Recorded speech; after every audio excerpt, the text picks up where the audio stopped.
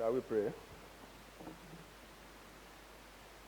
Almighty God, the creator and ruler of heaven and earth, we beseech thee to inspire and guide all our actions so that we may always walk in the path of justice, love, and charity to one another.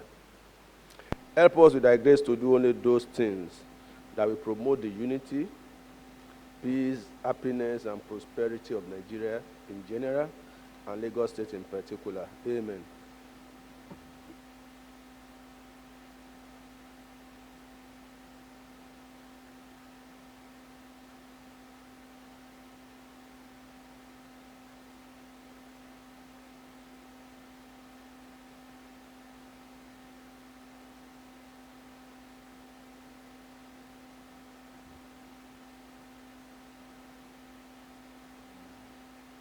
Distinguished colleagues, can we look at the faults and proceedings of Monday, 16th December 2019?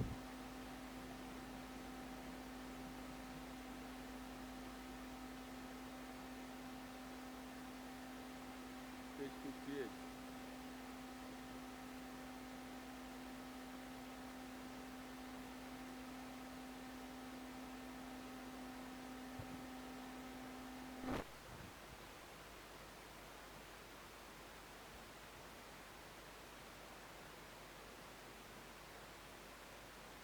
Page 59.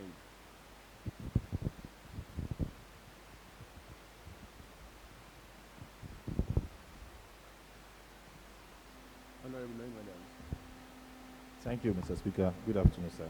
Under page 59, number 6, recognition of dignitaries, where they wrote number 11, where they wrote Oba Hafiz Olakunle Baderu. Is Badaru, not Baderu. Badaru, B-A-D-A-R-U. Then it's not Ejigbo of Langbasa, it's Elejigbo of Langbasa. Thank you, sir. Thank you. Mr. Clerk, please take note.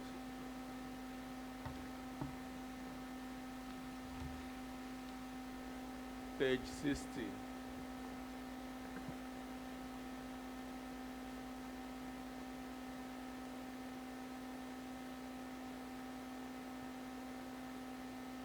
I've gone through the faults and proceedings of Monday, 16 December 2019, and approval is hereby given.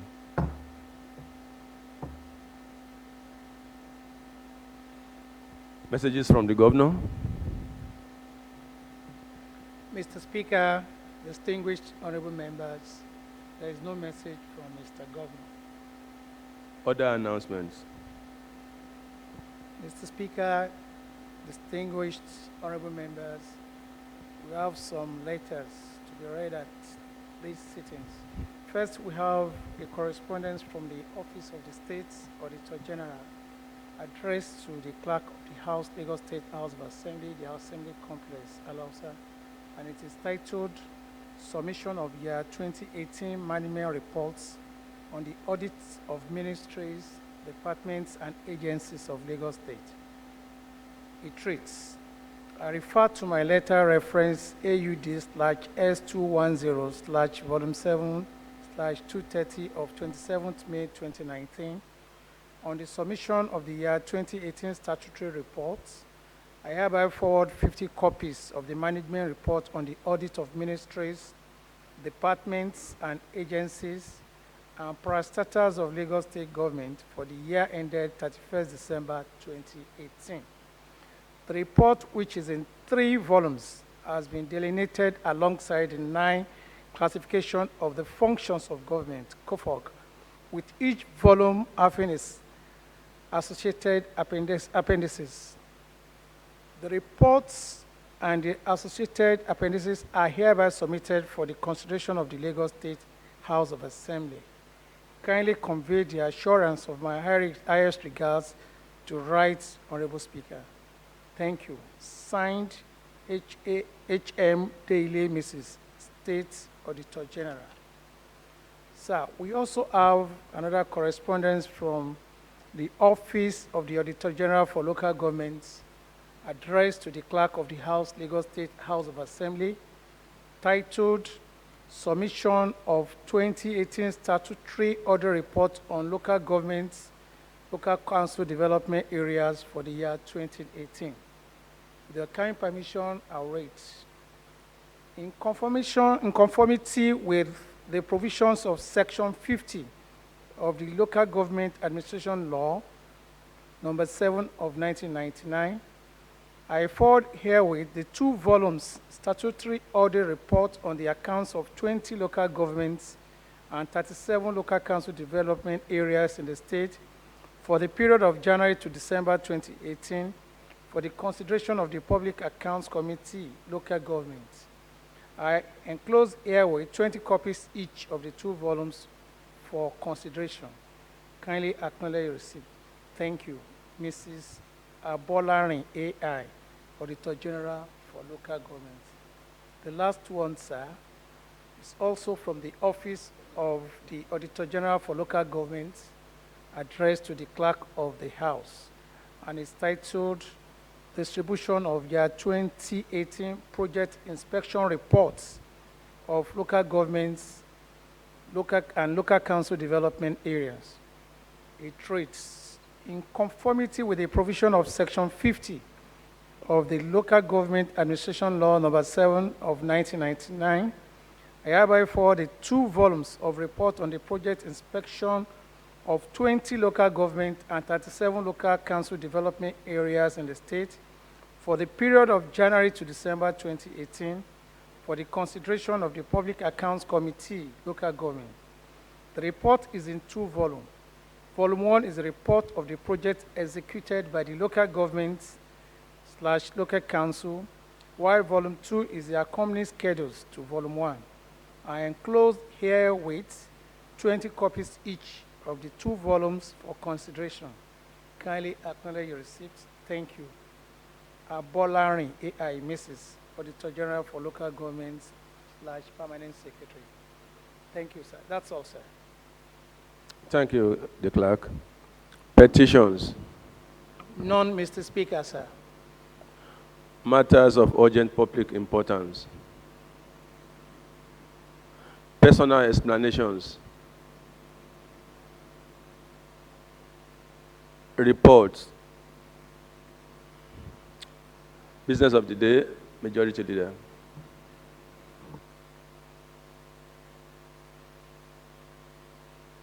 Speaker, Mr. Speaker, distinguished colleagues, good morning. We have for today House of Assembly motion number 09. The need to curb incessant domestic liquified natural gas explosion in residential areas in the state. The prime mover is Honorable Olumowewe S.L. Ajeromi Ifelodun and supported by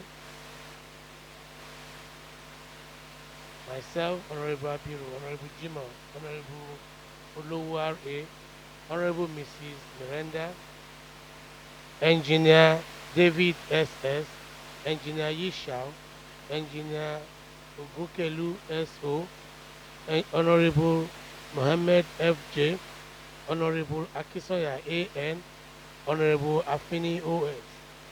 With the kind permission of Mr. Speaker, may I humbly invite Honorable Olumo to present his motion. Thank you, Mr. Speaker.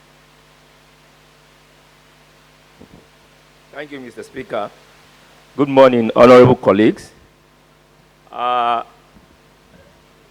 The motion I'm presenting before the House this morning is on the need to curb incessant domestic liquefied natural gas explosion in residential area in the state. This House note that Section 184 of the Environmental Management and Protection Law 2017 prohibit the manufacturing or storage of chemical, including gases, in residential and commercial area without written permission from Lagos State Environmental Protection Agency, LASEPA. Further note that Section 187 of the Environmental Protection and Management Law further provides that an owner of a facility who uses, store, keep, and maintain an underground storage tank or surface storage tank must register such tank with LASIEC. The House is also aware that the liquefied petroleum gas is highly inflammable and requires extra precaution in its handling, storage, and usage, most especially around this time that we are moving into dry season, when prevalence of gas/fire explosions are most likely. It is also aware that liquefied petroleum gas is an essential commodity used in cooking, as it cooks faster than any other means of cooking. The House further aware that apart from the petrol filling station where the commodity is sold, there are several private source stations sited in all over the state, mostly in the residential areas and markets. It is cognizant that the cylinder in which the liquefied petroleum gases are stored for domestic use are imported into the country, and the Standard Organization of Nigeria, SON, is responsible for satisfying mandatory industrial standard order for liquefied petroleum gas cylinder. Regulator, valves, and refillate liquefied petroleum gas container. The House recognizes that Section 5, subsection 1, B and G of Standard Organization Act, Cap S9, Law of the Federation of Nigeria, 2010, provide that the organization shall, B, undertake investigation as necessary into the quality of facility, materials, and products in Nigeria, and establish quality assurance system, including satisfying of factories, products, and laboratories. G, develop method for testing of material, supplies and equipment, including items purchased for the use of departments of the government of the federation or state and private establishments. The House is concerned that the incident of fire due to gas explosion is becoming incessant and alarming, and many lives are lost, as well as property worth millions of naira are destroyed when this explosion occurs, and commend the Lagos State Emergency Management Authority, LASEMA, for a timely response to emergency incident in the state, especially the recent gas explosion that occurred at Aduke, Ojo Road area of Ajegunle, in Ajeromi Felodun local government area of the state, where casualties would have been more. The House resolved to call on Mr. Babajide Sanwo-Olu, Governor of Lagos State, to direct the Commissioner for Environment and Water Resources, as well as General Manager, Lagos State Environmental Protection Agency, LASIEC, to enforce the provision of Section 187 and 184 of the Environmental Protection Management Law of 2017.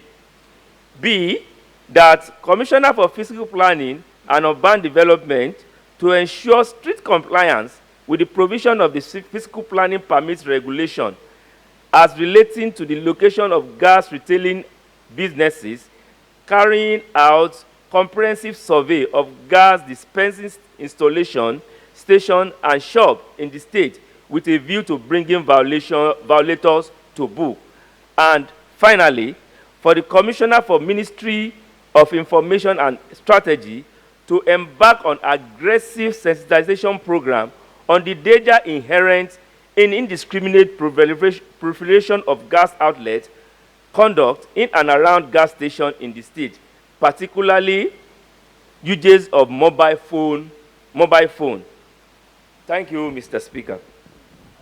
I so move, Mr. Speaker. Thank you. Any seconder? Honorable Kende Joseph. I second the motion moved by Honorable Olomowewe. Those who are in support say aye. Those who are opposed say nay. The ayes have it. Honorable Olomowewe, do you wish to? Mr. Speaker, sir, I am so passionate about this motion because if we look in the state as we speak, the proliferation of sales of gases that we use in cooking is becoming so rampant that they are not controlled. Unfortunately for us, about a month ago or thereabouts, the state had to come to terms with the reality of this proliferation because there was a very big incident of glass explosion in which lives were lost. And I do believe that with this, we need to regulate the activities of people doing these businesses. In fact, it might wonder you and surprise you that some of our people that goes into this business, they have little or no knowledge about it. Some of them, maybe they are chemist owner, they start with selling drugs. Once this business is not working again, they move to another business. What is selling now is gas. Cooking gas, that is what is selling most because people are leaving the fossil fuel and kerosene for gas. So a lot of shops in most places are being opened without any approval for this very particular business. And the way and manner with which they go about this thing, in some area you can see like 5, 10 shops within 3 or 4 buildings where these things are being sold without any knowledge of how it should be done. And I believe strongly that the House must stand up against this practice. We are not saying people should not do business.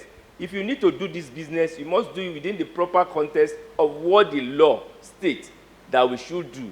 So I'm appealing to the House to call those people that are involved in the practice of this sales, our agencies that are responsible for regulating the sales, this business, to come to terms with reality by ensuring that they are controlled and controlled properly so that we will prevent such havoc being meted on our people in the nearest future. And I also would want to say at this stage that LASEMA, as it were, came to our response in Ajegule, where this thing happened last month, where we lost so many souls. And they did a wonderful job by rescuing our people to the General Hospital, Lasut and Bagada, where about 23 people were given very good medical attention without any money being paid by the victims. And I must also commend the effort of Mr. Governor, who graciously said these people must be treated without any money being collected from them. So, Mr. Speaker, sir, like I have prayed in this motion, we have to be updoing. We have to do as we have promised Lagosians, that we are going to secure them, we are going to protect them, and we have to ensure that our regulatory agencies, even the federal government agencies that are involved in the, monitoring and supervision of the sales of natural gas, cooking gas, to ensure that these things are done within the proper context and we can minimize loss of life and property. Thank you, Mr. Speaker. Thank you, Honorable Rotimi Olowo. Thank you, Mr. Speaker. My colleague, good afternoon. Mr. Speaker, I commiserate with Honorable Olomo on the demise of some victims in his constituency about 3 weeks ago, occasioned by the sales of liquefied petroleum gas in a shop in Ajiromi. Mr. Speaker, we need to be proactive as against being reactive. The issue that bordered on the sales of liquefied petroleum gas is an issue that all of us must give concerted effort at ensuring that it doesn't repeat again. But to start with, Mr. Speaker, I think the heading is supposed to be modified a bit to let us appreciate the reality of the moment. There's a difference between liquefied natural gas and liquefied petroleum gas. So I will suggest that the heading should be the need to regulate sales of LPG in residential areas to curb incessant gas explosion in the state. Mr. Speaker, DPR, Department of Petroleum Resources, under NNPC, is saddled with the licensing of all these locations and stations that sell petroleum-related products, including PMS, AGO, DPK, and LPG. And the same is saddled with the responsibility of regulating the activities of the sellers. It is so appalling in Lagos that because we want to do business, some of these people that sell cylinders have their warehouses in the market, on the streets. Even there's one in my local government that the location where they are selling gas is opposite a filling station. And beside that is a battery charger. That means there's going to be another issue if it's not nipped in the bud. We want to support Honorable Olumo, but say that LASEPA and Lagos State Safety Service Commission should be saddled with the responsibility of regulating the location and sales of these products, because they are saddled with the environmental issues that borders on our lives. Again, Mr. Speaker, there's a need for us again to ensure that those that are licensed to sell do not sell in residential areas. In the other clients, you know that sales of petroleum, of LPG cylinders is limited to petrol stations and not shops. But in Lagos and Nigeria, anything goes. So I want to say that finally that Lagos State Safety Commission to check abuse and close all the haphazardly located shops, those located on the streets, in residential areas, in the market. All those selling cylinders in those areas must be stopped, because we need to be proactive. And being proactive is that we should nip it in the bud now. Otherwise, what we have seen is just the tip of the iceberg. What is coming will be greater than what was experienced in Ajeromi Ifelodun. To this extent, my colleagues, I want to admonish that let us all support this motion and take it to all the necessary agencies of government, including DPR, at ensuring that we stop these haphazard location sales of cylinders. Thank you, Mr. Speaker. Thank you, Honorable. Honorable Rama, is your light on? Yes, Mr. Speaker. Okay. Thank you very much, sir.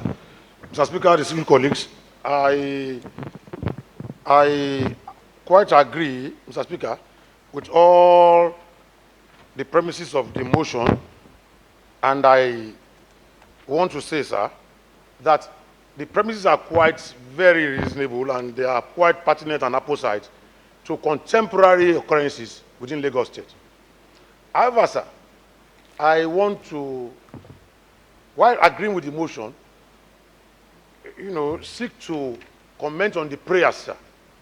The prayers of the motion are so encompassing that they seek to throw away the baby with the bathwater. I am a bit confused and concerned that if we use the big stick like the sledgehammer to kill an ant, we may be losing sight of the importance of the evolution of the usage of liquefied petroleum gas as alternatives to kerosene and other means of cooking that were prevalent hitherto. Before now, were you know for the prices of kerosene that went out of reach? Kerosene was the most popular, popularly used means of cooking in Lagos and in Nigeria as a whole. But because of the prohibitive cost of kerosene, people were encouraged by government. I remember about a few years ago, government of Lagos State itself sponsored the donation of these cylinders to many people, free of charge, to kind of proliferate and propagate the usage of gas usage. We are trying to make people accustomed to it, to make people buy into it, and to make people know that that is the level of the world now. I mean, nobody uses firewood, uses kerosene stove and all of that. The most effective, fastest, safest that we thought at that time would have been use of gas. We know there will be problems along the line in the value chain of usage. There will be problems of people getting used to it. These are the problems that are manifesting now, and we need to deal with the problems, I agree. But in dealing with the problems, we must not send the wrong signal to people, because by the time we charge the bureaucracy to go out after people that sell these things, they may be overbearing, and they may, in some cases, be excessive or overzealous in their actions. If you say they should be registered, of course they should be registered. But charging people arbitrarily, asking them to pay for this and that, may discourage people from doing that business. And we need people to do the business. If the product is not available readily and easily, it could lead to high cost of procurement. And where the product is available, it may discourage people from using it once it's out of reach. One of my colleagues said we should take it out of residential areas. I think that would be a bit high-handed, because if we do that, then people will not have access to it, and they may not be able to get it. In other climes referred to by my brother, Honorable Olowo, these things are supplied as a means of public utility directly to the houses of people. So they have it like a supply, regular supply, that they pay for according to meterage. But where we don't have that in Nigeria, we have to use the canisters, we have to use the cylinders. I think we can still do it in a way that these things will be controlled, and at the same time, people will not be discouraged from using it. So in that case, Mr. Speaker, sir, I want us to kindly look at prayer, the third leg of the prayers to come first.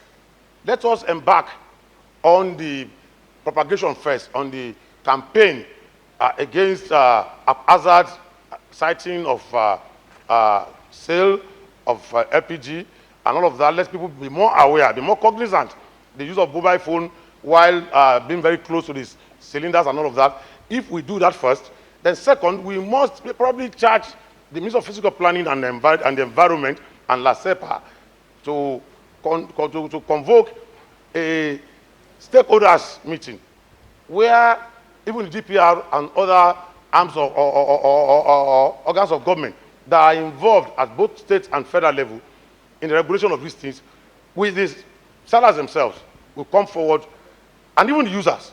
Let us convoke that meeting for people to ventilate and articulate what they think is the way forward in dealing with arbitrary or haphazard nature of sales.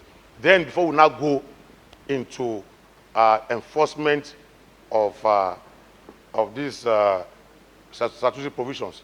Mr. Speaker, that is my contribution, sir. Thank you, sir. Thank you. Honorable David Setonji. Thank you very much, sir, Mr. Speaker. I'm so happy about this motion this morning because my community was a victim of the same explosion sometimes in the year 2017. That is why I want to agree completely with the mover of this motion that we should take this into consideration, we should do something urgently about it. I want to differ a little bit from Honorable Brimo. The aim of this motion, from what I've seen, is for us to regulate the usage, the sell, I mean, the selling of these products, not to disband it. Obviously, everybody, we're all environmental conscious.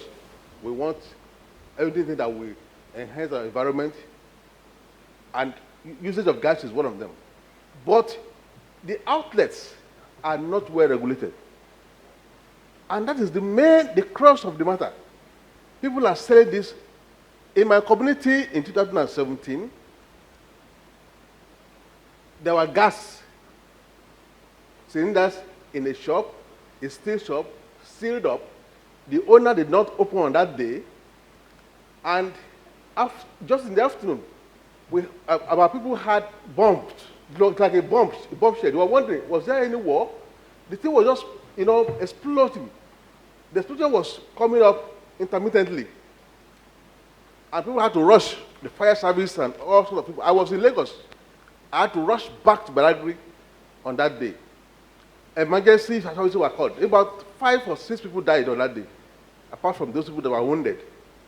So the challenge is not the usage of gas, but the outlet is not well regulated. That is why the government must do something very urgently about this.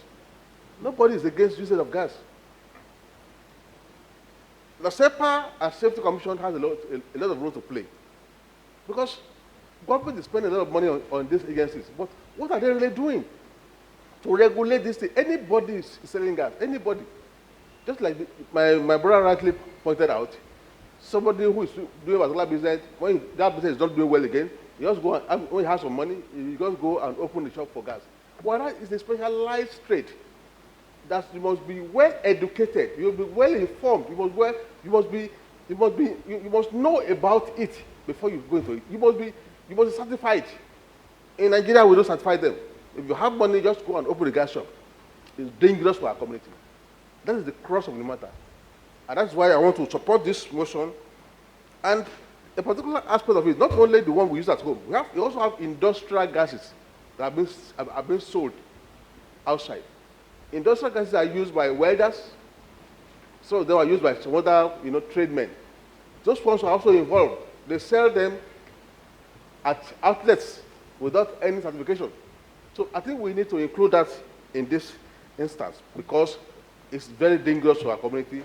And the rate at which they are going, temperature is increasing, and gas easily explode when there is temperature increase. That is what causes it in most cases.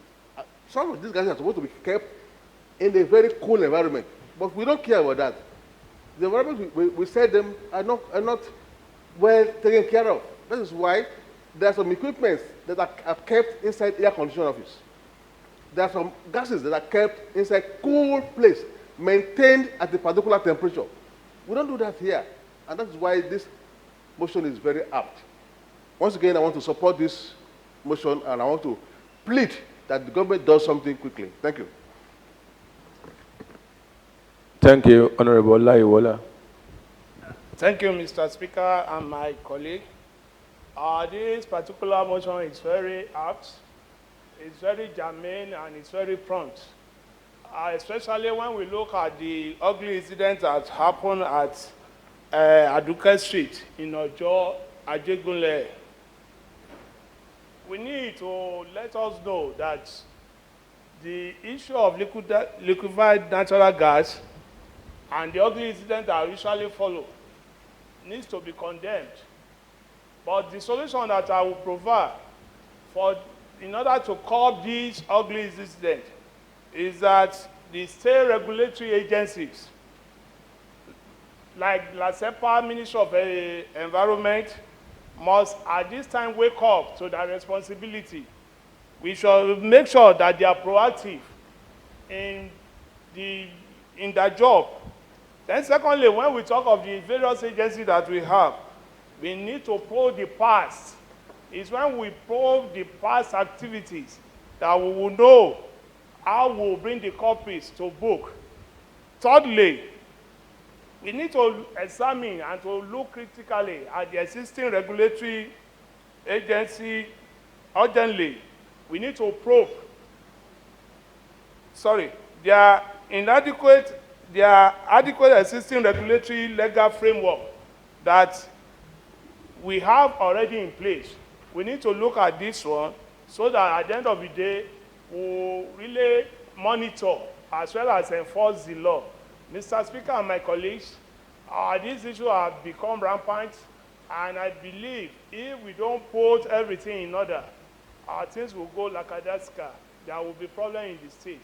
We don't pray for ugly incidents, but how do we curb this if we are not prepared for it? So we need to be proactive. Thank you, sir.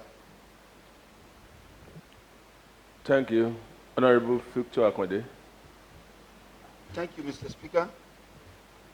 I want to thank the prime mover of this motion. The need to curb the sales of liquefied natural gas should only be authorized by LASEPA. Why I said this is because they regulate the environmental hazards. And again, I want to say that by extension, the offenses and the penalty involved is enshrined in section 195. This section needs to be expanded to be able to accommodate any further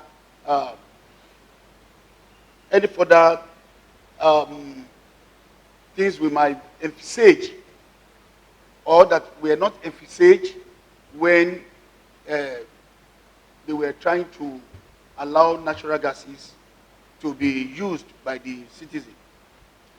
Again, I think in order for us to try as much as possible to curb the incessant occurrence of liquid gases, what needs to be done is some of these filling stations or some of those people that are licensed to sell should make sure that they put their tank underground. And those ones that are not put underground should be a kind of the one that are stored. Because last week, most of these filling stations were closed down because of these natural gases. And they have an association. So in order to have a very serious enlightenment, they need to be called for a meeting and make sure that they registered their tank. Because most of them, maybe they are not registered, but if some of them are registered, then they should be allowed to operate. Thank you. Thank you, Honorable Sonny. Thank you, Mr. Speaker. I want to align myself with the proponent of this motion and also with the mood of the House. The mood of the House suggests that we must do something quickly as a Parliament to abate all of these untoward tendencies. But in addressing this issue, we must look at the causes and not just the symptoms. What are the causes? One, lack of education, like Honorable Setonji said. This sector of our economy requires education and skill, to work. For the players and the actors, they must have enough education to operate in that space. Secondly, we are faced with the issue of not making available detection devices in all of our gas stations and even our sales outlets. This we must make mandatory for the gas plants and sales outlets. They must have gas detection instrument or devices so as to be able to abate, explosion before time. So, LASEPA, or Lagos State Safety Commission, and other relevant agencies that has to do with this should look at it very well by making sure that mandatorily our gas stations, our gas plants, sales outlets have those detection devices in their outlets. Again, the Ministry of Physical Planning and Urban Development has a lot of work on their hands. It's like our master plans are being distorted, being obstructed. Just anybody would seek permission, just get in a space, they just build sales outlets, gas plants in any available space with impunity. So this indiscriminate, it appears the Ministry of Physical Planning closed their eyes against all of these indiscriminate practices. So they should be alive to their responsibility. Mr. Speaker, sir, I recommend as panacea to all of these challenges the following: mandatory provision of gas detection devices by all gas plants and sales outlets, which will help to a large extent to detect gas leakages and prevent explosion before time. 2, LASEPA should immediately commence forthwith sensitization program to educate the actors, in the sector, towards enlightening them and educating them.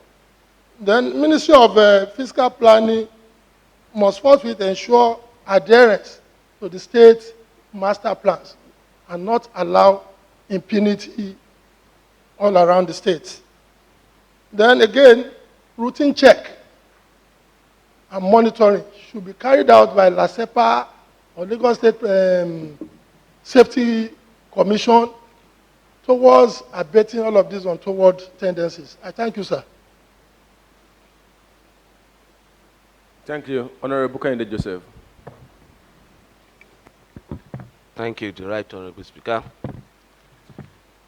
I'm also in support of the motion moved by Honorable Olumo. If you look at the Environmental Management and Protection Law 2017, as was being, it was boldly written there too, the section 184, that prohibits the manufacturing or storage of chemicals, including gases, in residential and commercial areas without written permission from the Lagos State Environmental Protection Agency. This is very, very common. At times, you will see where they are selling gas. A few meters beside it, you'll be seeing some people even frying akara very close to that place. Those are some of the danger that our people are facing daily. Also, in respect of this incessant domestic liquefied natural gas that we are facing recently, especially that we are getting to the Amata season, the LASEPA has to do a lot of work. I'm talking about the personnel. We have these laws. We need to strengthen it. The enforcement is very, very important. Like what Honorable Brahma said the other time, truly the government wants people to continue to use gas. It is true. But are we going to use it at the detriment of cleaning our people? No. No government will allow such thing. So for those that want to sell gas, you must have the prerequisite. You must have the skills. You must be able to know that truly this thing that I'm selling, you must be able to know the danger in selling it. Even when we are young then, your parents will tell you, not nowadays that most of our, based on the civilization, your parents will not even allow you to have gas inside the house because of the danger that they believe we are going to face in respect of it. So what I'm saying in the essence that we are not saying that the state should ban it, but the law must be adhered strictly to. And also, we must do this sensitization, as been said by the other honorable members, that our people should be aware of the danger surrounding the selling of liquefied natural gas. Thank you, sir. Thank you. Honorable Naim Adams. Thank you, Mr. Speaker. Fellow colleagues, good afternoon. First and foremost, I would like to commend the prime mover. I would like to salute his intelligence. I would like to talk about it in three phases. I want to look at it. I want to look at the statistical usage of this gas, cooking gas that we are talking about, and I would like to look at the causes. I would recommend some solutions. First and foremost, the usage of cooking gas in the region is of 3 million people, according to the Nigerian Liquified Petroleum Gas Association. Domestic use of cooking gas rose from 40,000 metric tons in January 2018 to 78,000 metric tons in July 2019, according to Abdul Qadir Saidu, Executive Secretary of Petroleum Products Pricing Regulatory Agency, PPPRA. The cooking gas industry has grown by 100% between 2007 and 2017, and the government has plans to make more Nigerians use it. As you can see, the usage of this cooking gas is on the increase. Now, but the industry has been responsible for the several needless and avoidable deaths because it is poorly regulated. According to Punch of November 2019, reported several deaths based on gas explosions. 1, killed Mrs. Uneka, a mother of 4 children. 2, killed a 7-year-old girl and a stroke patient in Ogumokun Street, Mushin, and razed 2 buildings. 3, wiped out a family of 9. 4, killed 3 siblings in Jigawa State in 2018. Now, I would like to go to the causes. What are the causes of this explosion that we're talking about? 1, we'll be talking about poor knowledge of handling gas cylinders. 2, we'll be talking about substandard cylinders in the use. 3, no sensitization and adequate awareness from relevant government agencies. 4, failure of Standard Organization of Nigeria. Now, in August 13, 2019, an online news media Pulse revealed that bomb-like explosions may hit Nigerian homes due to fake gas cylinders. The warning follows the report that 38 million watts of cooking gas cylinders have been impounded by the Nigerian Custom Services. So, Mr. Speaker, I want to say that I want to prefer some solutions. 1, that the Standard Organization of Nigeria should set up a gas cylinder certification and a recertification centers across the country to regulate. Now, why am I saying this is there are some industries like that. Like if you look at that pharmaceutical industries too, they will tell you that, okay, there will be a kind of meters. Before you could practice or before you could open another shop, they probably will tell you, will give you like 100 meters. So they are trying to regulate their own industry. So I want this industry too as well. They should be regulated too by the federal government. 2, relevant government agencies should embark on serious sensitization program to educate users on gas cylinders, handling and maintenance, and checking for expiring dates. We have some gas cooking. Honorable, yes, you have observation? Please. Let's have your observation. Sorry. But, thank you very much, Mr. Speaker. In as much as I appreciate the contribution of Honorable Naim Adam, I think it is not right for him to read from a prepared speech in this circumstance. If indeed he was the prime mover of the motion, I would have understood that. And it is actually not in our practice to read a prepared speech during contribution on the floor. I wish to call the observation of the House to that. Thank you very much. Honorable Naim, you may resume. However, were you reading quotes? Because there is difference between you reading or trying to quote correctly things people have said over time. Because in that case, you may read it so that you do not misquote whoever is the original owner of that term. What were you doing? Thank you, Mr. Speaker. However, continue. However, continue. Yes, sir. Thank you, Mr. Speaker. I was not reading a speech. I was actually quoting facts, which I've actually written down when people were actually discussing. So while they were discussing, I was actually taking notes on things and bringing out some facts so that when I'm talking, I like to back it up with facts. So it was not like a speech. It was like a presentation. Thank you, Mr. Speaker. Thank you that you asked me to resume my seat, sir.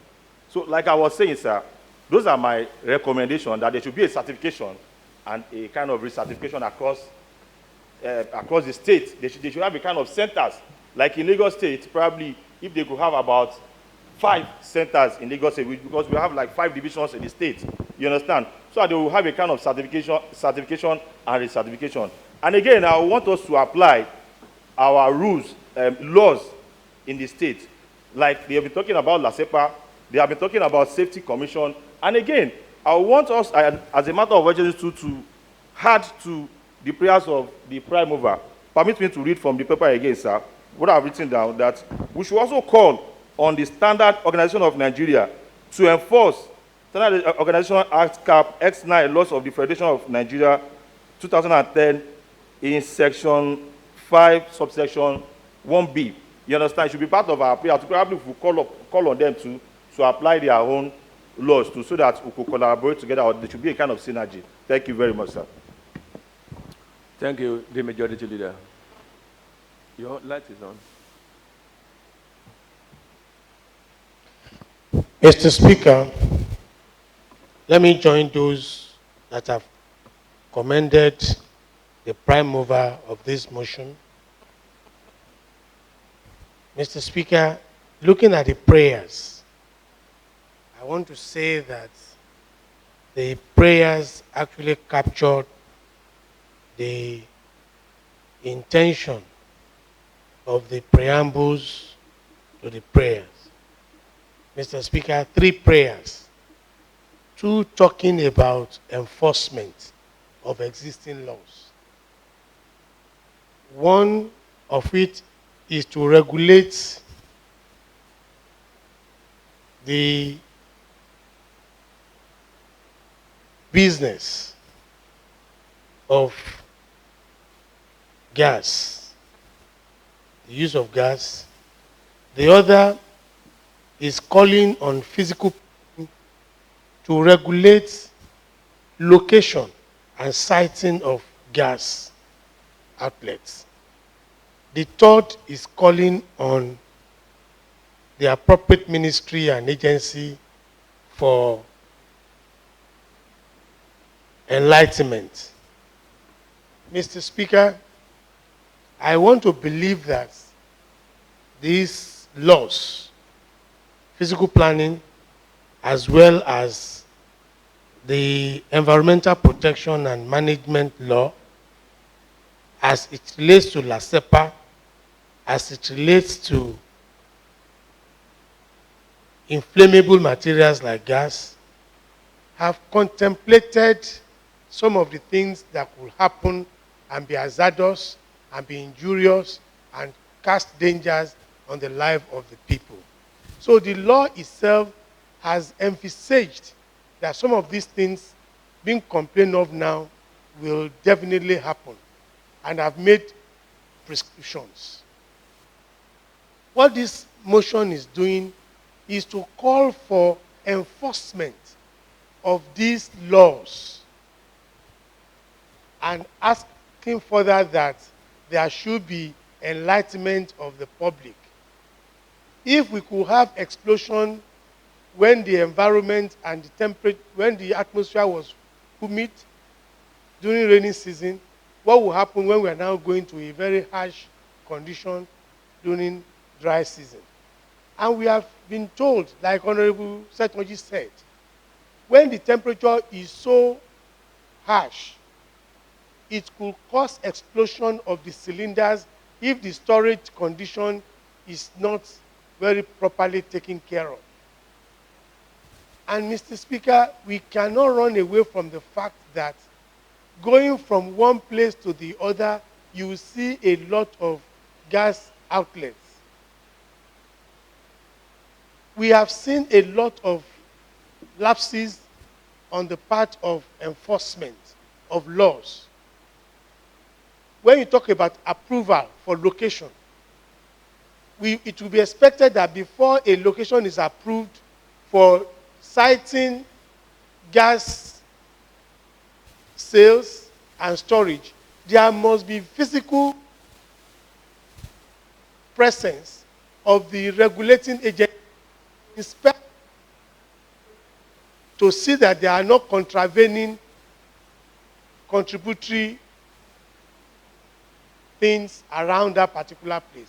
But it cannot be said that most of these approvals are not done directly from the office without visiting the location. We have had cases where, Mr. Speaker, allocation of land for whatever reasons have been granted without physically visiting the places, and you see allocation of land where a family or a village is already in existence, and you will now have problem of either shifting this place. We have treated so many petitions in this house where grants were given to people to use land already occupied by natives. So I am saying that it is possible that some of these locations were approved without the officers concerned observing due diligence or visits to the area to see what structures are in existence and what structures are likely to be in existence. How can you be having a gas outlet where you have a welder close to the place? This, of course, is dangerous, and I'm aware that the responsibility of any government of so what this motion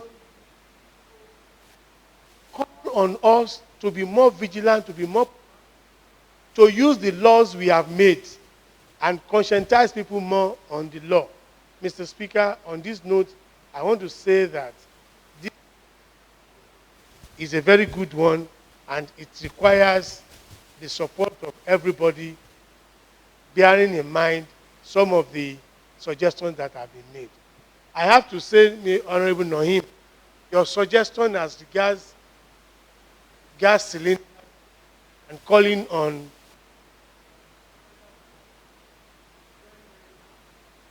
to admit that it an omission, because I am aware that they mentioned that while we were editing and re-editing, we must have made a mistake in editing that paragraph out. But I must confess that the prime mover actually mentioned that standard organization should take care of the quality of cylinders now being circulated and being in use in the state. That makes your suggestion very apt and well-positioned. Mr. Speaker, I want to say that this is a very good motion. Thank you very much. Thank you, Honorable Abiru. Thank you very much, Mr. Speaker, fellow members. I also want to lend my voice to this motion, which I think is very important and very apt. But there is a need to make a few clarifications here. What I'm sure we are talking about this morning is about cooking gas, because there are indeed different kind of gases, and cooking gas is indeed liquefied petroleum gas, not liquefied natural gas. So from the title of the motion itself, I think we need to do some adjustments there. LNG is... Observation, sir. LNG... sorry, Honorable, what's the observation?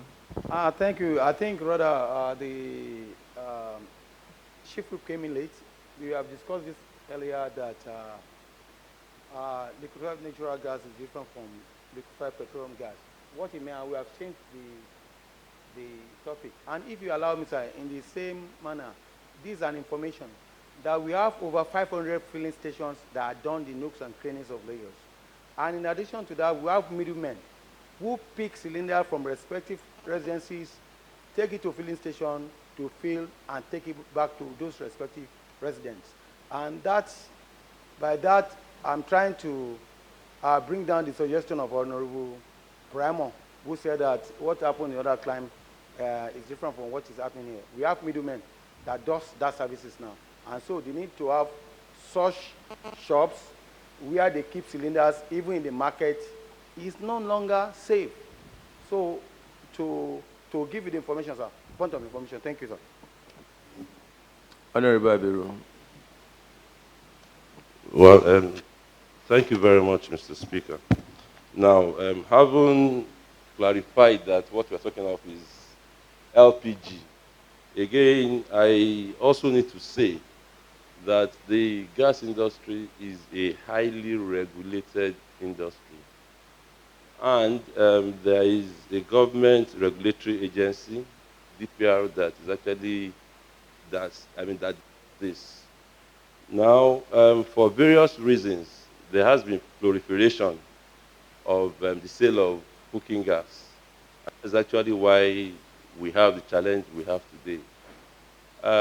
Some time ago, in the telly, I saw SON go somewhere and they were destroying cylinders that are actually of inferior quality.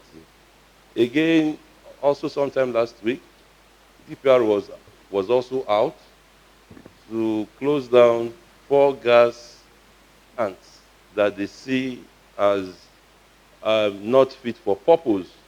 And this is how much regulation that is being done here. Now, in Lagos State, we also have a Ministry of Energy and Petroleum Resources, and I'm very aware that they have a committee set up, to look for ways of regulating this that is happening in Lagos. It is already in existence. Now, what my contribution will really be here, because a lot of people have said quite some number of things. Yes, I agree. There is need for us to regulate the sale. Of course, government on its own is even, they're also trying to encourage people to use gas away from firewood because of the challenge of the environment. So it is a must-do for our people. But I think what I would just want to add here is that as we are calling on the Ministry of Environment, I think we should also include the Ministry of Energy and Mineral Resources, so that, so that all that they have done in the past can also, because what they're trying to do has to do with regulation. Since we are calling on the Commissioner for Environment, I don't think, the aspect of LASEPA, I think that can be taken for granted, because LASEPA is an agency under the ministry. So my real prayers here is to also include, from the first resolution, Commissioner of Environment and Water Resources and Commissioner for Energy and Mineral Resources. Thank you very much. Honorable Suleiman.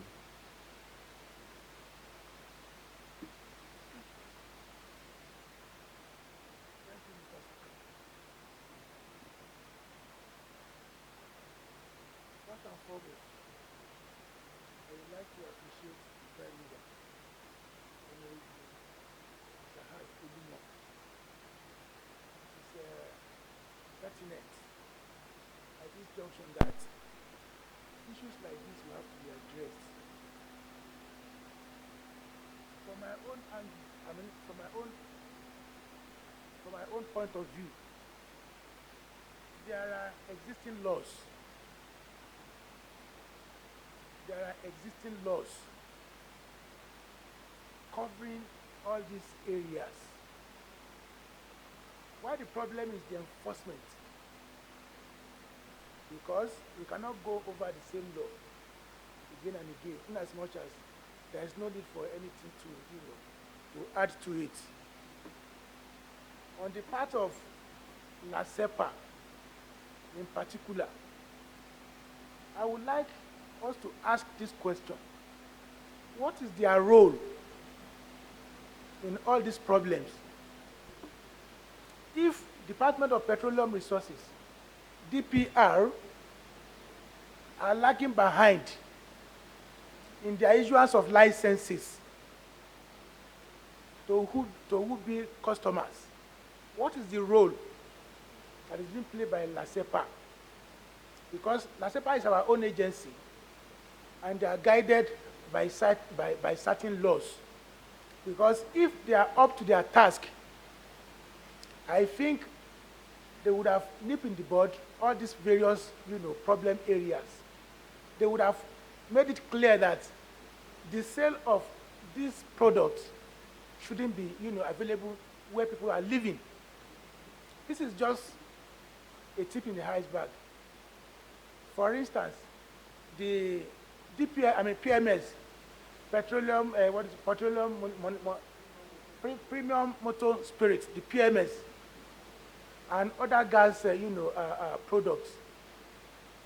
I know that DPR, Department of Petroleum Resources, are not doing the right thing, because we are counting loss of life in single digits. If they cannot protect the life of people on the road, like what often happens when there are holdups or traffic, that if a tanker carrying petroleum, has a problem, we know the number of people that would have died. How about the location of all these tank farms and all these gas plants? All this should also be looked into, because if we look into this, honestly, we'll reduce the level of casualty, especially in Lagos. If they don't take cognizance of this in other areas or in other states, Lagos cannot allow that. They have to know what they do, consider the number of people that are living in Lagos. At the same time, I will want us to know that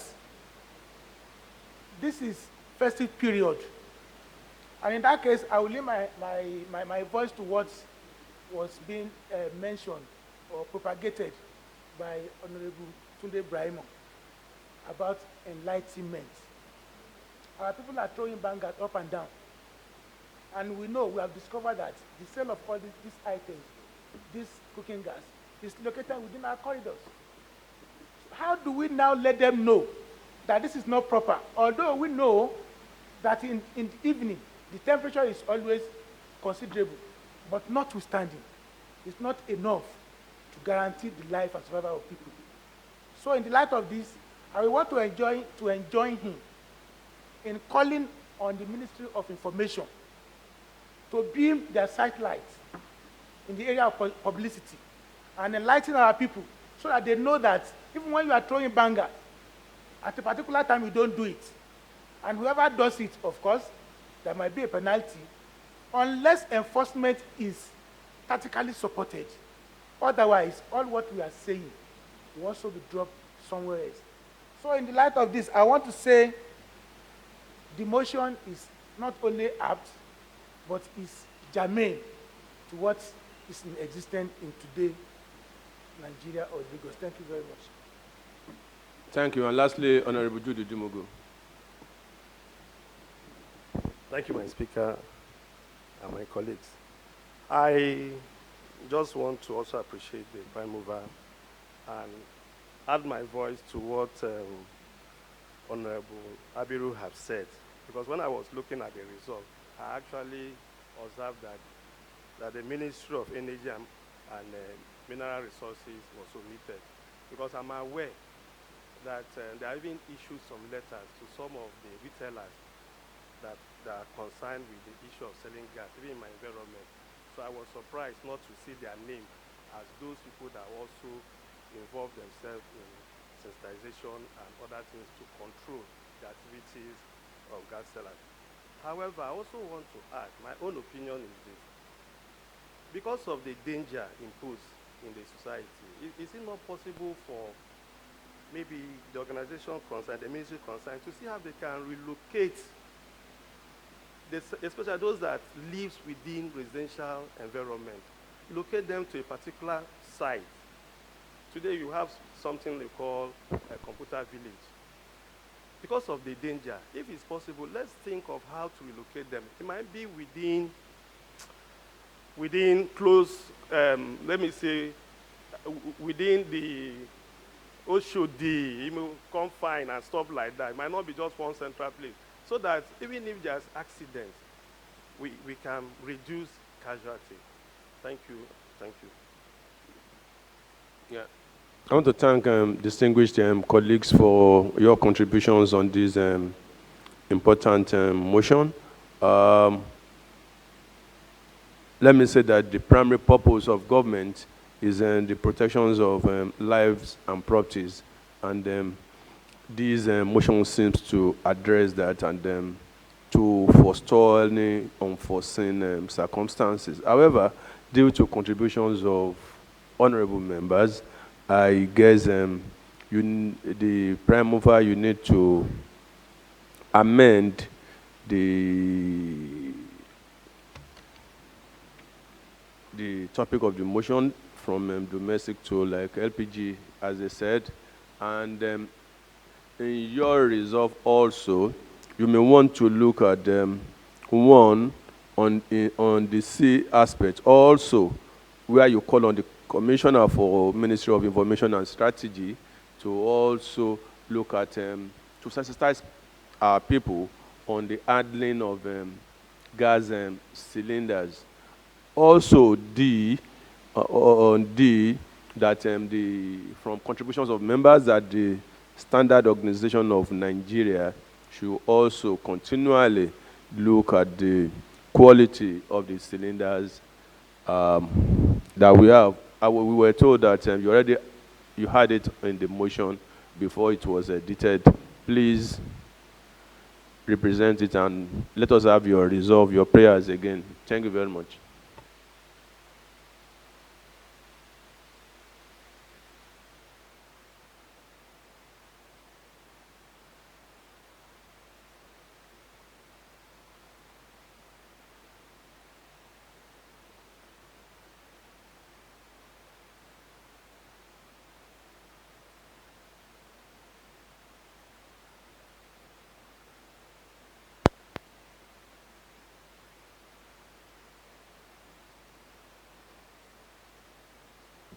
Mr. Speaker and my colleagues, I thank you so much with the interest shown in this motion.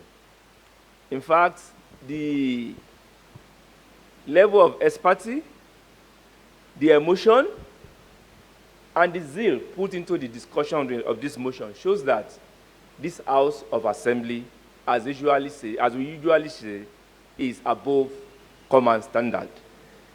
I must appreciate Mr. Speaker for the ways and manner you have handled this motion. To this end, sir, I wish to make an amendment to the topic of my motion and to now make it read the need to regulate sales of LPGs in residential area to curb incessant gas explosion in the state.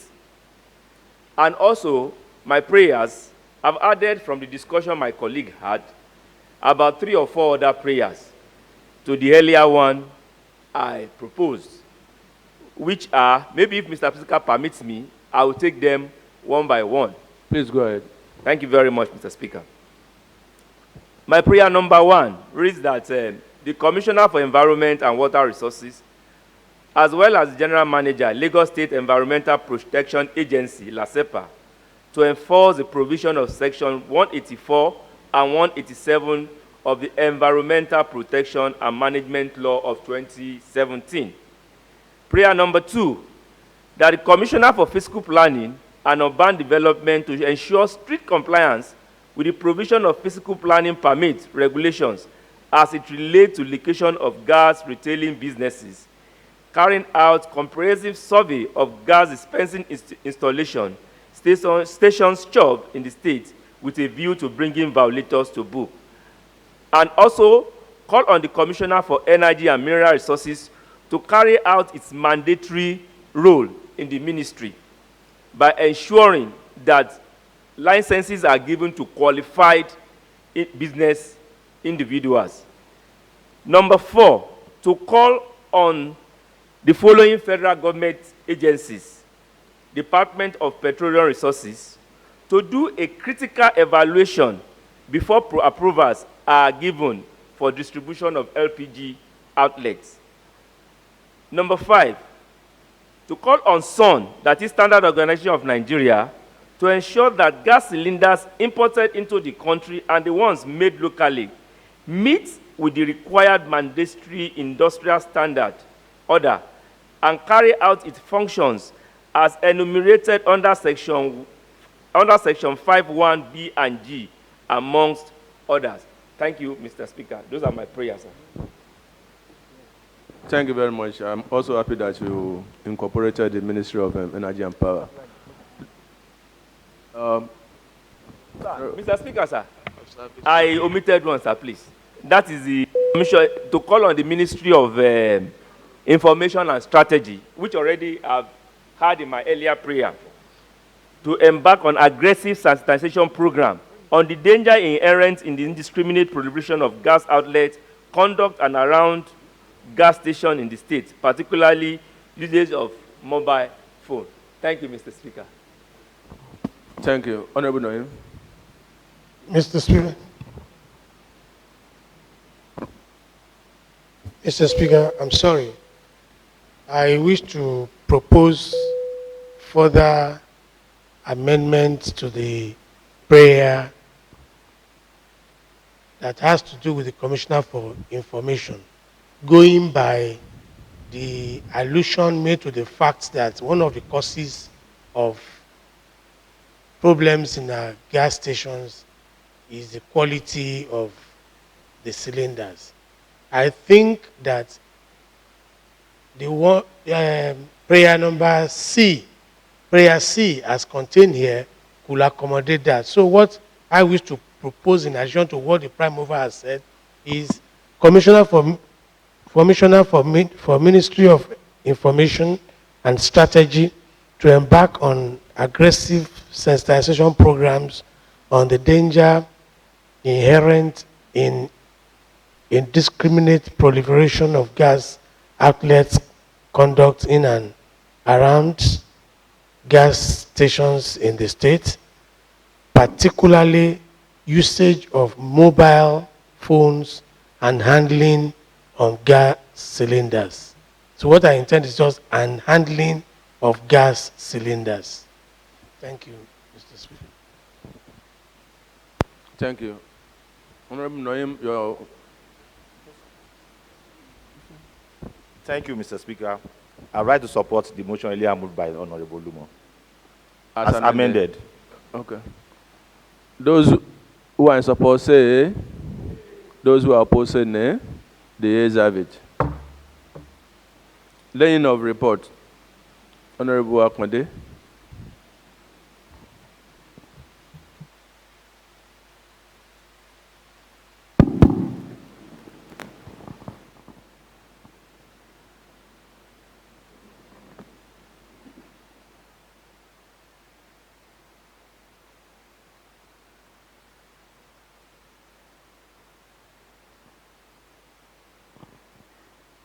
Good afternoon, Mr. Speaker.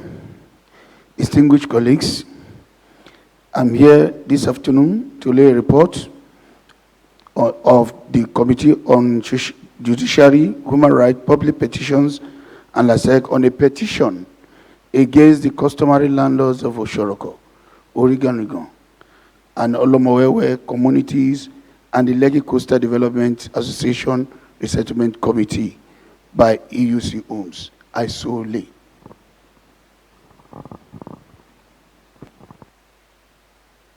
Thank you, Honorable Akande. The Majority Leader.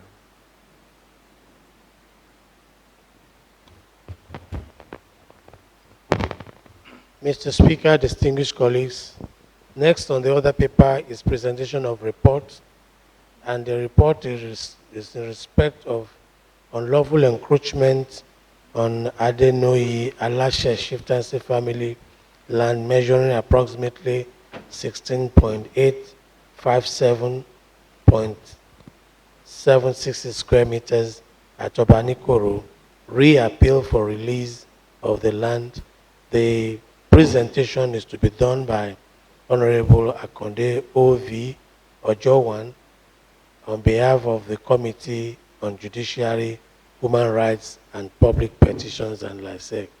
Mr. Speaker, to be able to engage in this presentation, may I humbly move that this House dissolve to Committee of the Whole. I so move.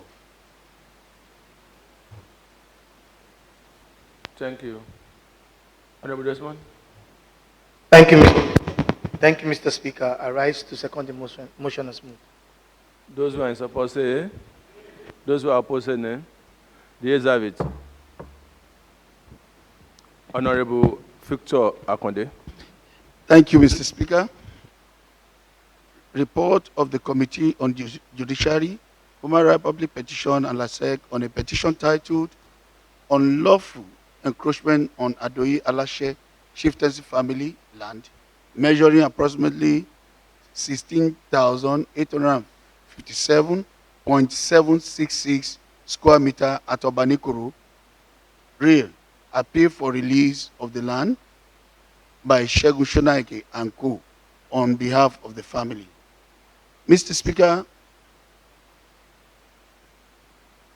the Right Honorable Speaker mandated the Committee on Judiciary, Human Rights, Public Petition, and LASIEC to look into the content of the above stated petition and report its findings to the House accordingly. Mr. Speaker, sir, with the time permission, I wish to start from the cross of the matter. Go ahead. Cross of the matter. The petition under consideration dated 1st April 2019 alleged that a portion of the land measuring 16,857.766 square meter out of the vast land in Obanikoro, Lagos, belonging to Andoyi Alashe Chieftancy family was being encroached upon by the Lagos State government despite the Supreme Court judgment of 1951 in favor of the family. Methodology. The committee, in its bid to confirm the veracity or otherwise of the allegation raised, adopted and following methodology. The following methodology. 1. Invitation of the petitioner and the respondent to the meeting. 2. Invitation of relevant ministries, departments, and agencies of government, which included Ministry of Justice, Ministry of Physical Planning and Urban Development, Surveyor General, Lands Bureau, Coordinator, Lagos State Land Grabbers Committee to meetings. And 3. An on-the-spot assessment visit to the locus inco. 4.0 Submission. Honorable Victor Akande, Chairman of the committee, welcomed the invitees. He enjoined the warring parties to give factual testimonies that could assist the committee in its findings, fact findings mission. As every stakeholder was deemed to be under oath, he assured that the issues raised in the petition will be treated with every sense of objectivity. Barrister Bamidele Ogundele, solicitor to Andoyi Alashe Chieftancy family, who represented the petitioners, informed that his clients had been the beneficiary owners and in lawful possession of a vast land at Obanikoro, Lagos, out of which a portion measuring 16,857.766 square meter suddenly became contentious between the family and Lagos State government. He posited that there was a Supreme Court judgment in suit number 114/48 dated 25th May 1951, delivered by Justice Adetokunbo Ademola in favor of his claims against Olufajo, branch of the Alago Asalu family. See Annex 1. He further pointed out that a consent judgment of the High Court of Lagos in suit number ID/1045/94 dated 21st April 1997 was delivered by Honorable Justice E.A. Fernandez on the matter in favor of Andoyi Alashe Chieftancy family against the registered trustee of the Redeemed Evangelical Mission, TREM. See Annex 2. He stressed that to further lay credence to the fact that Andoyi Alashe Chieftancy family owned the land, the Lagos State government invited the family to a meeting with a letter reference number SRE 23/S13/S2/61 dated 5th May 1995 for dredging and drainage construction on the said land. See Annex 3. Adding that the family consented to the proposal by the state government on 12th May 1995. He stated further that the 25 plots of land in question has been fenced by the family for the past 25 years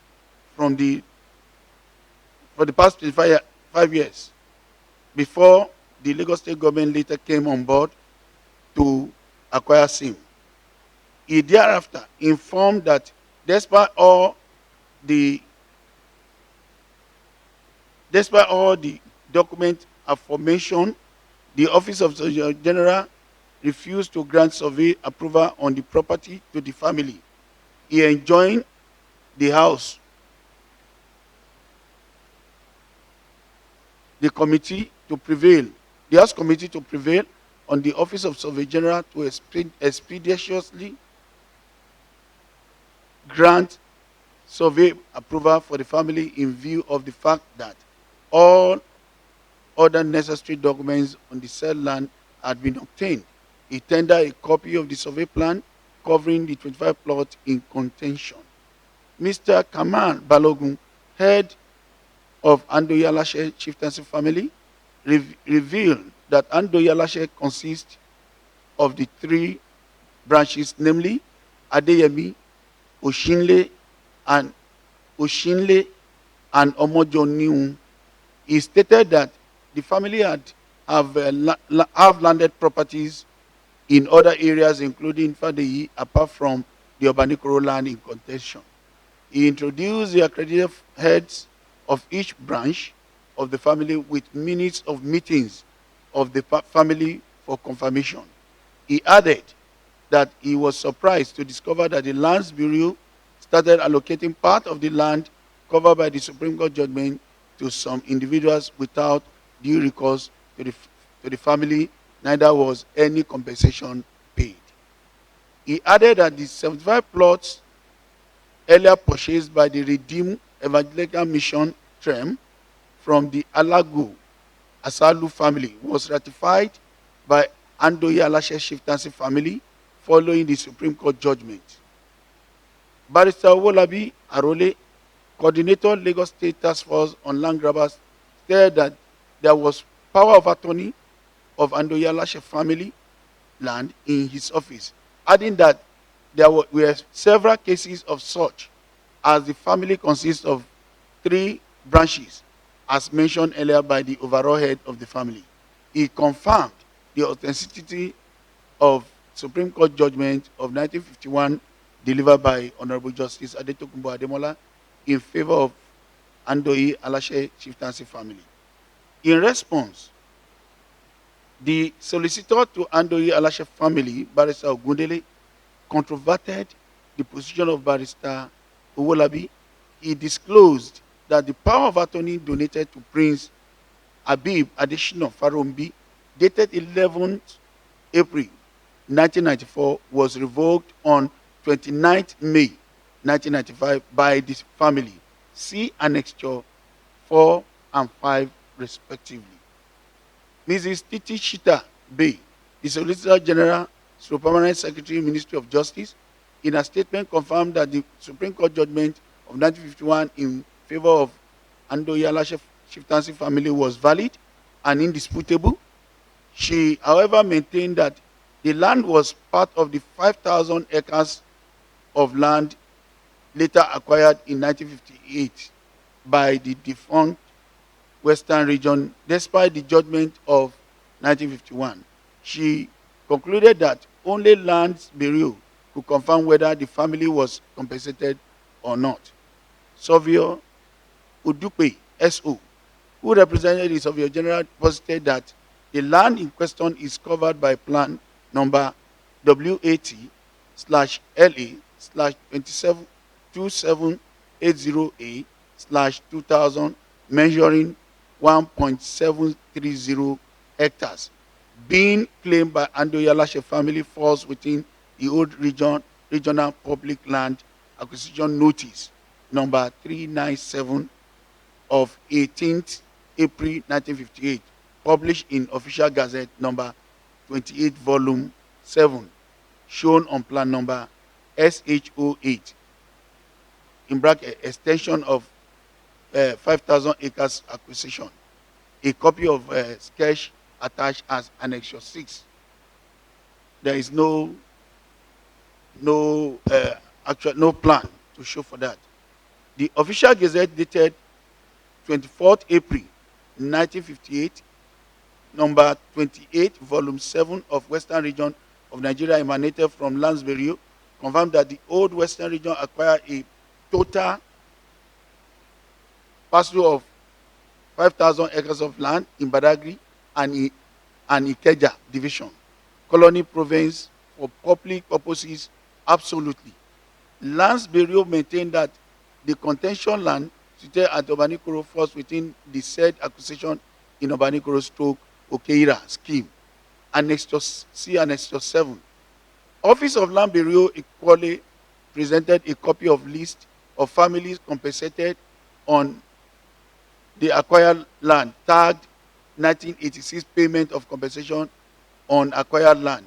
The list indicated that Andoyi Alashe family received the sum of 143,120, 100 C as compensation, C Annexure 8.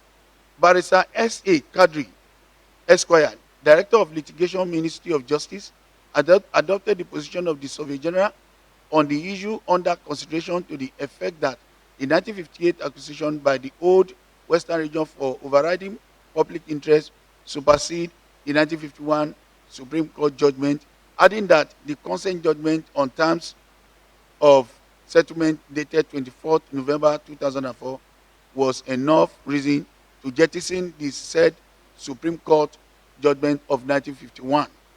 Reacting to the position of Lands Bureau and the Ministry of Justice regarding compensation payment, Barrister Ogundele, on behalf of Andoyi Alashe, disclosed that the acclaimed compensation was not paid on contentious land, but the compensation was paid on part of the family land acquired for construction of Apapa Oshodi Expressway. In the same vein, Barrister Ogundele maintained that the land in question before the committee is 1.730 hectares, 25 plots, well fenced and gated, Verge blue, is clearly outside the acclaimed terms of settlement by the government agency. A copy of the survey plan covering the terms of settlement attached as Annexure 9. He thereafter pointed out that a caveat emptor was issued in line with suit number LD-50-1947 regarding the terms of settlement in the Supreme Court final judgment. A copy of the caveat emptor attached as Annexure 10. Visitation to the locus inco at Omolara Close, Obanikoro, on Wednesday, 23rd October 2019. The committee visited the disputed site in company of all the officials of the Ministry of Justice, Ministry of Physical Planning and Urban Development, Lands Bureau, Surveyor General, Task Force on Land Grabbers. The committee was conducted around the site by members of Andoyi Alashe Chieftancy family. The following are the findings of the committee. 1. That the contentious 25 plots of land had been fenced over 25 years ago, as posited by the petitioner, was evident on the surface of the walls and the surrounding bushes, which tugged the property away from all adjoining developments. 2. Some people were seen residing in the compound, courtesy of Andoyi Alashe family, to assist the family in weeding the compound without any concrete shelter therein. 3. An age-long well for fetching water constructed at the center of the contentious land by Andoyi Alashe family is still functional. 4. An ongoing construction for Redeemed Christian Church auditorium was seen on the portion of land and marked for construction of St. John's Secondary School in the acclaimed acquisition for the overriding public interest. One Mr. Adedotu met at the construction site confirmed that the ongoing construction was meant for church auditorium belonging to the Redeemed Christian Church of God. 5. That the only layout presented from the Lands Bureau and interpreted by the Surveyor General himself did not reflect the contentious land in the defunct Western Region acquisition of 1958. There was no survey plan available from Land Bureau and Surveyor General's office apart from the layout. 6, that the layout brought from last burial was full of discrepancies as it did not depict the contention portion of out of the vast land, and as such could not address any issue on the fact finding mission.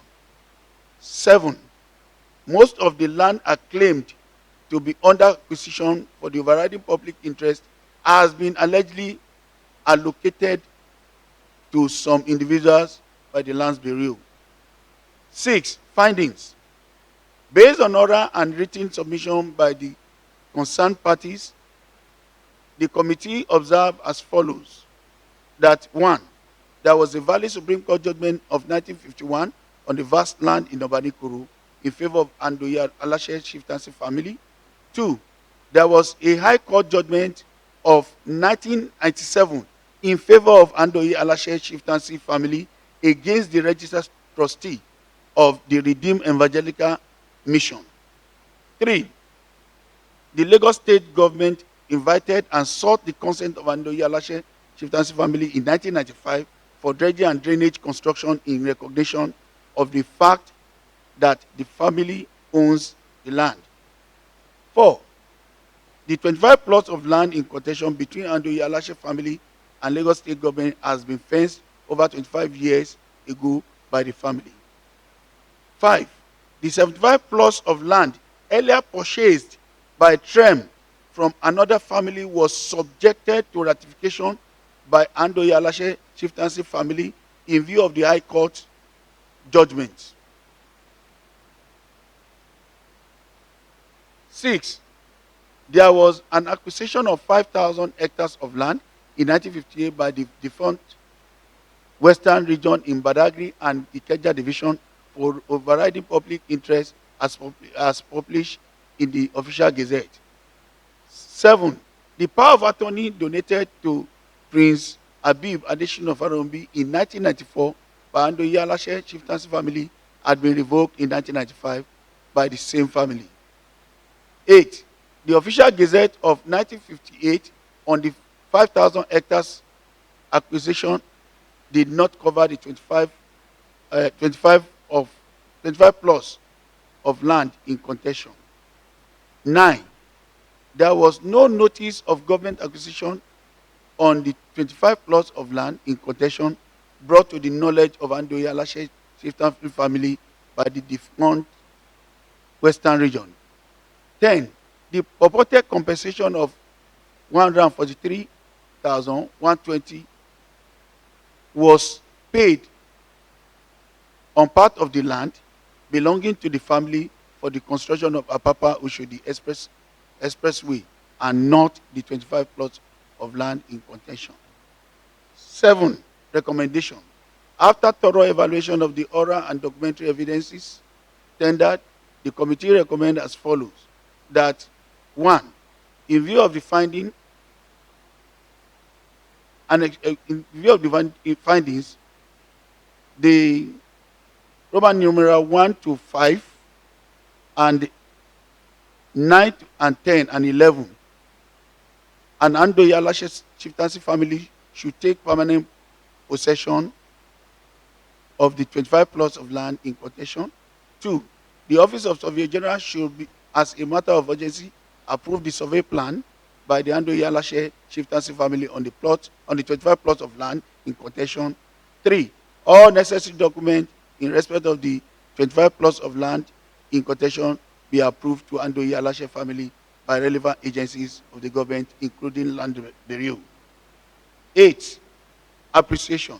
On behalf of the committee, I wish to express our sincere appreciation to the Right Honorable Speaker, Right Honorable Mudashiru Ajayi Obasa, for the confidence reposed in us to carry out this exercise. My appreciation also extends to the Clerk of the House and the Secretarial staff for successful completion of this assignment. Thank you, sir. Signed, Victor Olusegun Akande. Thank you. Observation. Majority Leader, please go ahead. Mr. Speaker, I just want to inform that movement of any member from the chamber henceforth will defeat the quorum already formed. So I just want to place you on notice that we may need to restrict our movement out of the chamber. Thank you. Thank you, Majority Leader. Please, distinguished member, stay till the end of this proceeding. I assure you it will be very, very fast. Honorable Naim. Thank you, Mr. Speaker. I hereby move that the report be adopted for debate. Honorable Desmond Elliott. Thank you, Mr. Speaker. I second the motion as moved. Honorable Lowe. Thank you, Mr. Chairman. My colleague, good afternoon once again. I want to commend the committee for a thorough job. I look at the findings and the submission made by those parties. And Mr. Speaker, I have to ask some questions because I am a bit taken aback. The same vicinity we are talking about is the constituency of Honorable Abiru. And there are other issues that link another family on this doctrine of overriding public interest. Mr. Speaker, this is a preamble that Adarani is another family there, that the state acquired their lands.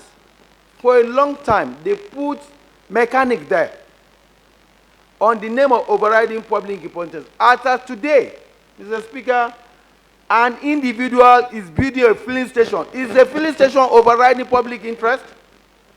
Mr. Speaker, because we have issues like this that some of the state ministries and handlers of land issues have subjected many families to harrowing experiences because they distorted figures and in the name of the doctrine of overriding public interest had destroyed many families to this hour. But to the issue at hand, Mr. Speaker, the defunct Old Western Region in 1958 acquired 5,000 acres of land in Obanikoro for overriding public importance. 61 years ago, Mr. Speaker. Today, my colleague that went to Lico School or whatever grammar you call it, let's go there again, sir. No, I don't think there's a single edifice of government for overriding public importance. No single one. They will acquire it, keep it there, and start dishing out to themselves. That's number one. Number two, we are talking about the real term. That's 30,000 plots that today the state cannot claim to have sold it to anybody for overriding public importance. And you are not just talking about 25 plots owned by one person. Mr. Speaker, I reason with the committee, but I want to add this addendum, sir, that the recommendation should go to the governor to direct Land Bureau to release the land to the family and also direct Surveyor General to do the needful for all the necessary approvals. Secondly, that Land Bureau should refrain from selling lands acquired by the state on overriding public interest to private individuals so that we cannot continue to have these issues. There are many, many litigation petitions on that. There are many in court and many to the house. So to nip it in bud, any land gotten acquired from private owners on overriding public interest should not be sold to private individual again. Because I know more petitions will still come. Adarani Joe family is still coming in because I've been part of that already and the same vicinity. And I think that's abuse of office and officialdom. So, Mr. Speaker, my colleague, I reason with the committee. I want to admonish ourselves that we should allow the committee's recommendation as amended to be the resolution of the House. Thank you, sir. Thank you, Honorable Rochemi Abiru. Thank you very much, Mr. Speaker. I want to also thank the committee for carrying out this assignment. However, Mr. Speaker, I have a bit of concerns with this report. And I think there is need for caution, too, on our part. I'm sure all the arms of government, though independent, is also interdependent. And we should be seen as doing things in the benefit of the overall state. Now, there are a few concerns I have as regards this report. And firstly, there is need for us to put things in perspective. The Supreme Court judgment gotten in 1951 is a judgment between two contending families to the land. It is not as if there is any Supreme Court judgment against the state. That, as it is, that confers ownership on the family the judgment favors. But the state global acquisition, the Global Acquisition Act, came thereafter. And from what is here in the report, it is almost that act gave ownership of a large expanse of land to the state government in that axis. Now, from a 5,000 plot acquisition, I cannot see where a 25 plot would exist in between that will be clearly marked out. I cannot see that. Again, from that, Mr. Speaker, I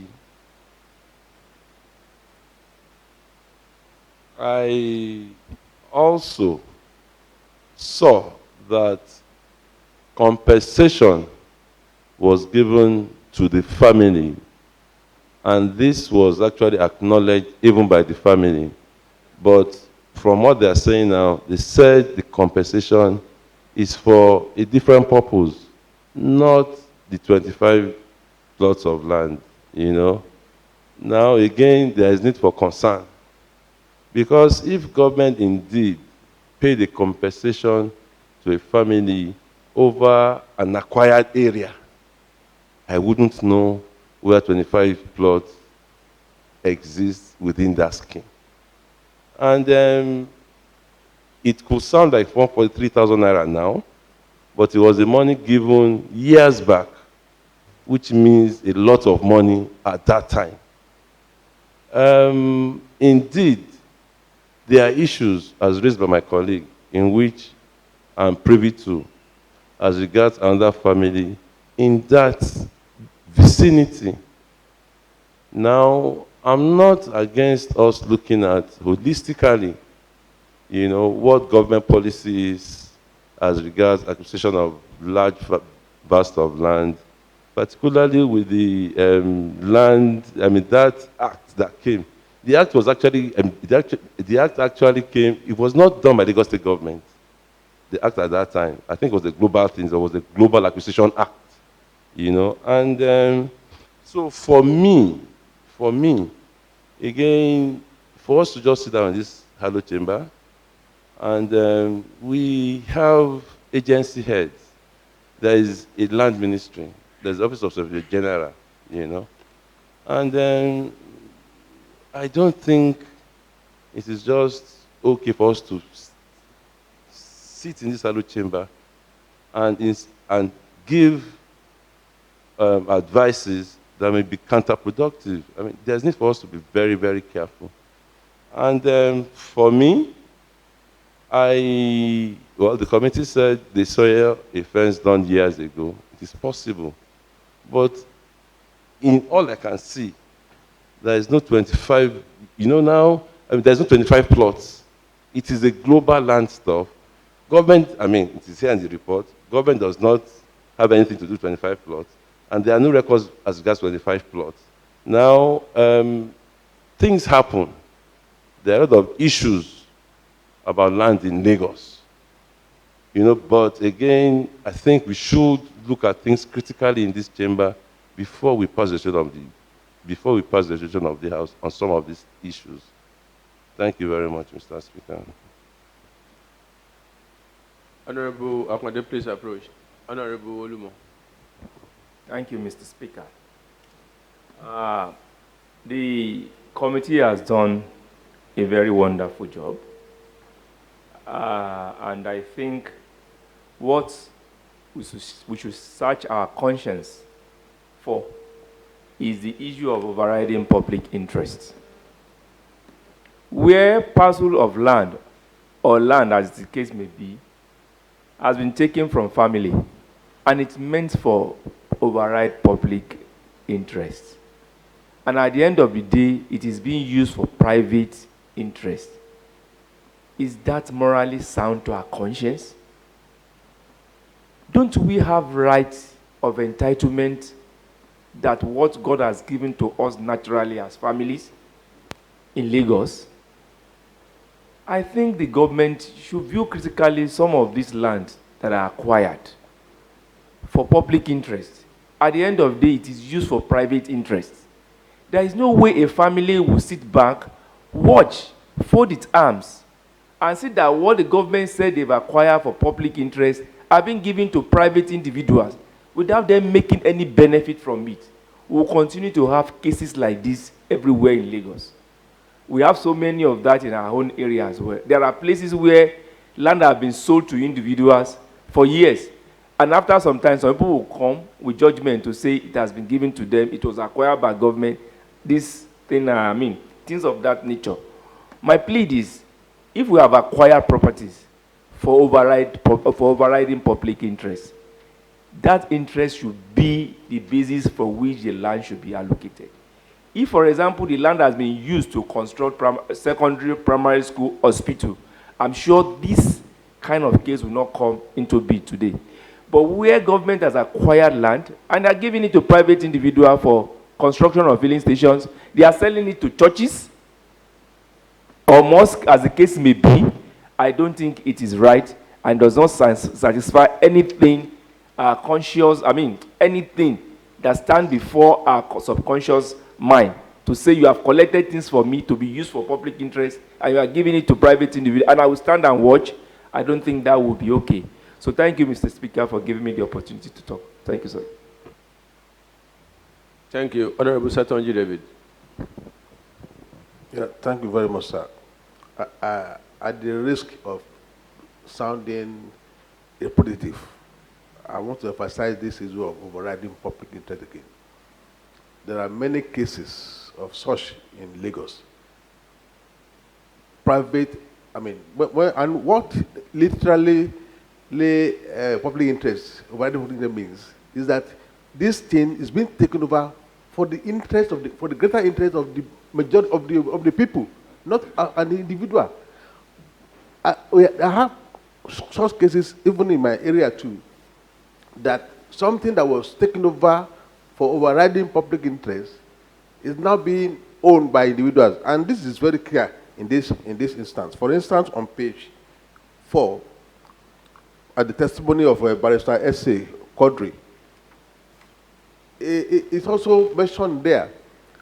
In as much as I agree absolutely with the submission of the committee that have done a very good and wonderful job, I want us to be a little bit circumspect, particularly when you take into consideration what Honorable Abiru said, that the decision of this hallowed chamber should not be trivialized when it does not, when it's not holistic, and at the end of the day, decisions are taken that contradict what we take here. This is a very serious matter. For that reason, I think we have to be a little bit very circumspect. That's my own position. Thank you.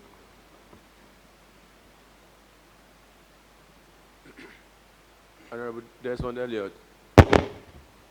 Thank you, Right Honorable Speaker. Firstly, sir, is a point of correction at the recommendation section, Roman figure 1, where it said, in view of the findings, Roman figure 1 to 5. Majority leader. Please. Where it says Roman figure 1 to 5, it got to 11 in the findings, but from what we have, there's no 11 in the report. So I think they should look at that. Secondly, sir, I know it has been overflogged on the overriding public interest, so I'm not going to flog on that. I just wanted to point out, I don't know if that will come also as a recommendation. Whenever the state acquires a property or acquires, the land space or whatever, it should be stated what exactly the state needs to use it for. So that at the end of the day, whenever it negates or is given to a private person, we can easily know that. Another issue is on the global acquisition that my Honorable Abiru talked about. I find it quite amusing and amazing as well that no agency, not the Bureau of Lands, not Surveyor General's Office, none of them, according to Honorable Victor's report, said that the place was globally acquired. It was not stated at all. So I don't know why that was not done. Also in the report, it also showed that lands had nothing at all to do with those 25 plots of land, because all the payments they said they made in terms of compensation was for something else. So it means they had nothing at all. I want to believe that the report being given by this committee represents what we are doing. So I want to believe that it's a very serious matter we are treating here. So while adopting this recommendation, and also taking into cognizance what Honorable Abiru has said, I think we should really look deeply and make sure that, because as soon as we pass this, it's very going to, we're sure that a lot of other landowners will be coming, and we must find a way to deal with this immediately. Thank you very much, sir. Honorable Ajani Wolabi. Thank you, Mr. Speaker. I am also in the same vein with Honorable Elliott, which is that once a piece of land has been acquired by the state and they've stated that they want to use it for a particular reason, I think it should remain for that particular reason, even if over time, as Honorable Lowe stated earlier, that there was places that after 60 years, they began using the land. In that case, we must ensure that the original reason that the land was acquired for by the state is kept as such, even if it goes on to another private entity. If, for instance, the overriding public interest at that time was a school, and then 20 years later, somebody wants to start building houses, we must ensure that there's enforcement, that that original plan that the state had for the place to be built as a school must remain 20 years down the line. That is my submission. Thank you. The Majority Leader. Mr. Speaker, distinguished colleagues, I want to commend the committee for the job done so far. But, Mr. Speaker, looking at the depth of this report and the annexures document attached, I also want to plead that we exercise caution in arriving at a conclusion here and here now. For the following reasons. I am aware that there is a Supreme Court judgment and there is another High Court judgment. Both judgments are against a different party. The state government was not involved in that judgment. And when you obtain a judgment against a party, that judgment is binding only on that party. Any other party can still come up and challenge your title to the land. Now, in this case, there was the judgment 1951. There was an alleged acquisition of 1955, which is subsequent to the judgment. Even if there is no judgment, even if you are inherently and manifestly the owner of a land, acquisition can still be made by the government in respect of a manifestly owned land. So that is why it could be canvassed that the acquisition coming after the land, the judgment takes, the judgment does not really prevent the government from further acquiring the land. I agree, Mr. Speaker, that when there is acquisition of land for overriding public interest, where that land is not used again for that overriding public interest, the reversionary interest in the land should be to the original owner from whom the land was acquired.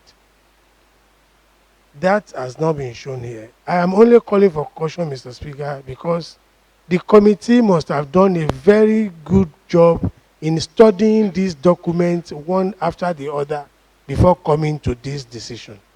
And a committee of the House acting on behalf of the entire House, we must be on the same page, the House and the committee, in approving the recommendations of the committee. Mr. Speaker, I want to say that in the interest of credibility of what we do, we may need further time as members to look at the documents and juxtapose it with the crux of the matter and the facts that have been enunciated here, so as to be comfortable with the recommendations of the committee. I do not think we will lose anything if we step this report down for another day to enable us look deeply into all these annexures, read the judgment, read the documents that we have been told does not reflect this. We cannot do that in a jiffy. And that's why I want to suggest, Mr. Speaker, that we step this matter down for another day so that we will have done evaluation, individual evaluation, the way the committee has done, believing in the committee that it has done a credible job, but leveraging on that, then we'll be sure that the conclusion we are arriving at is a very strong and reliable submission. So, Mr. Speaker, my plea is that we step this report down for another day for consideration. Thank you. Lagos Island 2. Honorable Afeni. Thank you, Mr. Chairman. Yeah. I want to commend the committee for a good job done. And I also want to agree that we should be cautious of the resolution we pass in these allo chambers. However, I think it is on the Land Bureau and the Surveyor General to prove that the compensation they made was for the actual land in contention now. So even if we're going to step it down and for further review, they need to come back and prove that it is for the land in contention. If they can't prove that, then I think the family, what they're saying, we might have to go with that. But let's just wait and see if they can actually prove. It's on them to prove, not for the family to prove that. So maybe they should dig into their files well and see what they can do, come up with. Thank you.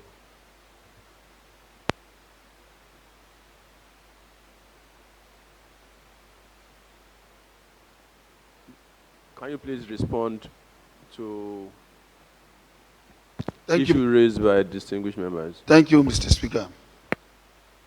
On Honorable Abiru's suggestion or question or advice, I want to refer to Barrister Bamidele Ogundele's statement, which was actually looked into, and we equally have Annexure 6. Is it 6? We have Annexure 6. Is it 6 or 7? 7. Where a copy of the list of all the families that was suggested that they paid was with us. We collected it, and nobody signed anything. Nothing was signed. And we asked